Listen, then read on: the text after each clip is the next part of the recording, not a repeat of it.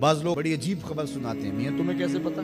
وہ کہتا ہے میں رات اچانک نیند نہیں آ رہی تھی تو ایک چینل کھولا تو اس میں یہ خبر چل گئی، تو میں نے کہا تجھے نیند نہیں آ رہی تھی، تو نے چینل کھولا، کاش تو قرآن کھول کے بیٹھ جاتا، تجھے وہ دکھائی دیتا کہ تیرا اندر تیرا باہر روشن ہو جاتا۔ تو راتوں کی تنہائیوں میں اٹھ کے قرآن مجید پڑھنے کا مزاج پیدا کریں، اپنی صبح کا آغاز قرآن مجید کی تلاوت سے کریں، اپنے دن کو سمیٹیں، سونے کی تیاری کریں، سورہ ملک سے اپنے معاملات کو سمیٹیں۔ یہ چند دن کر کے دیکھ لیں، اور اگر آپ کو معاشی مسائل ہیں، مشکلات ہیں، تو سورہ واقعہ اس کے لیے یکسیر ہے۔ صرف 3 رکوع ہیں، اتنی یکسیر کہ جس کی زندگی میں سورہ واقعہ آ گئی وہ مشکلات میں مبتلا نہیں ہوتا، اللہ اس کے لیے رزق کے دروازے۔ ادارۃ المصطفیٰ ایک مربوط فکر کا نام ہے، اس کے طے شدہ اہداف ہیں، لیکن یہ بات ذہن میں رکھیے گا کہ ہم ایک طوفان سینے میں رکھنے کے باوجود ایسی جلد بازی کبھی نہیں کریں گے جس سے ہمارا راستہ کھوٹا ہو جائے۔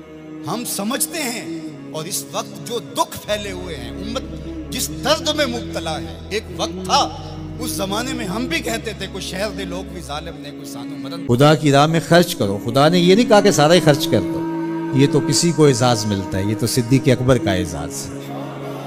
حضور علیہ السلام کی خدمت میں ایک اور شخص بھی آئے اور انہوں نے بھی سارا مال دینا چاہا، تو آقا کریم نے فرمایا نہیں، سارا خرچ نہیں کرو، اپنے بچوں کے لیے بھی رکھو۔ یہ اعزاز صرف حضرت ابوبکر صدیق رضی اللہ تعالیٰ عنہ۔ کہا کہ میرے دیے ہوئے سے کچھ دو، اب تمہاری مرضی ہے، تم جتنا دے سکتے ہو۔ تم یہ سوچتے ہو کہ یہ پیسے ہم لگائیں گے کاروبار میں، فلاں جگہ پہ انویسٹ کریں گے تو بہت سارا نفع آ جائے گا، بندہ باز کا یہ سوچتا ہے اس نفع سے پھر دے دوں گا۔ اور میں نے دیکھا ہے کئی لوگ ساری زندگی ایسے کاٹ دیتے ہیں کہ اتنے ہوں گے تو دوں گا، نہ اتنے ہوتے ہیں نہ وہ دیتے، کیونکہ یہ آقا کریم نے ارشاد فرمایا کہ جو شخص گھر سے نکلتے ہوئے یہ دعا پڑھے، بسم اللہ توکلت علی اللہ ولا حول ولا قوت الا باللہ، تو حضور نے ارشاد فرمایا اللہ کی طرف سے اس کو یہ جواب دیا جاتا ہے تجھے ہدایت عطا کر دی، تیرا اللہ کفیل ہو گیا، تجھے ہر شر سے بچا لیا گیا اور شیطان کو تیرے راستوں سے ہٹا دیا گیا۔ کام کیا کرنا ہے؟ بسم اللہ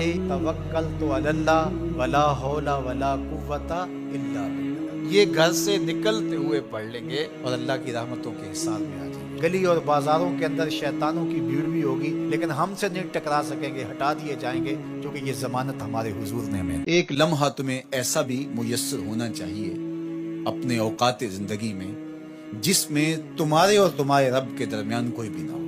وَتَبَتَّلْ إِلَيْهِ تَبْتِيلًا، سب سے کٹ کے، الگ تھلگ ہو کے، بالکل یکسوئی کے ساتھ تم اپنی زندگی کے وہ لمحے اپنے رب کے ساتھ جوڑ دو۔ جس طرح ایک روایت میں فرمایا لی مع اللہ وقت لا یسعنی فیہ نبی مرسل ولا ملک مقرب، میرا اور میرے رب کا معاملہ کبھی ایسا ہوتا ہے درمیان میں نہ کوئی فرشتہ ہوتا ہے نہ کوئی رسول اور پیغمبر ہوتا ہے، وہاں میرا اور میرے رب کا ہی معاملہ ہوتا ہے، تو یہ یکسوئی کے لمحات ہیں۔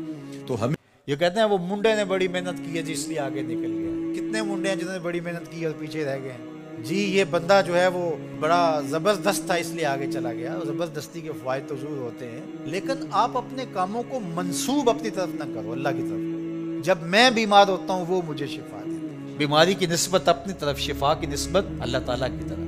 میں تو کہتا ہوں کہ اپنے کام اللہ کے سپرد کرو، کسی کے اوپر جب ہم توقع رکھتے ہیں تو ہماری توقع قدم قدم پہ ٹوٹتی، اللہ پہ توقع کرو، دنیا پہ توقع نہ رکھو۔ ٹھیک ہے اسباب بہم پہنچاؤ، لیکن نتیجہ سب کچھ اللہ کے سپرد رکھو، انشاءاللہ خیر ہوگی۔ پھر مایوسی بھی نہیں ہوگی، جب توقع ہی لوگوں پر نہیں ہوگی تو توقع ٹوٹے گی نہیں، تو پھر مایوسی اور پریشانی۔ وہ رب العالمین ہے، وہ ملکوں کا مالک ہے، تبارک الذی بیدہ الملک وہو علی کل شیء قدیر۔ کیا ہے جو اس کے خزانے میں نہیں ہے؟ کیا ہے وہ جو نہیں دے سکتا تجھے؟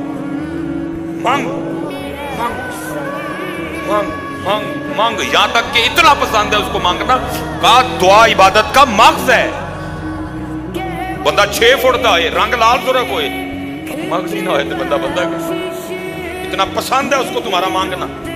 اور وہ فرماتے ہیں دعا عبادت کا مغز ہے، مانگا کرو، ذرا تم نہیں مانگتے، مانگا کرو۔ جتنا تم باہر کھجل ہوتے ہو نا، جتنی تم باہر کوششیں کرتے ہو، جتنے تم باہر دھکے کھاتے ہو، اتنی کبھی کوشش تم دعا میں اپنے اللہ کے سامنے کرو، پتہ نہیں کیا سے کیا بن جاؤ۔